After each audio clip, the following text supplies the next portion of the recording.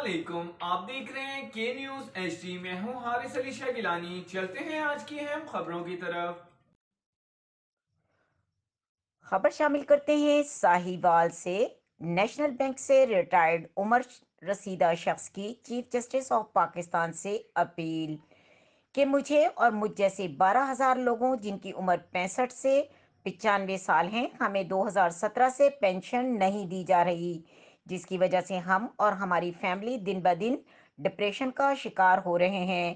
Legal department سے balance ہونے کے باوجود قائم مقام صدر bank Rahmat Ali Hasani board of director جو کہ ابھی مکمل نہیں ہے، اس کا بہانہ بنا کر ڈیلے کرتے جا رہے ہیں، جبکہ دوسری طرف صدر بینک اپنے اور اپنی ٹیم کے تمام فائنینشیل بینیفٹس کی بورڈ سے منظوری ضروری ہے، وہ بورڈ کی منظوری کے بغیر لیے جا رہے ہیں۔ ہماری وزیر اعظم Pakistan chief justice of Pakistan سے گزارش ہے کہ ہماری حالت زار پر رحم کیا جائے اور سینکڑوں افراد جو قسم پرسی کی زندگی اس مہنگائی کے دور میں گزار رہے ہیں، مشکل سے مشکل ہوتا جا رہا ہے۔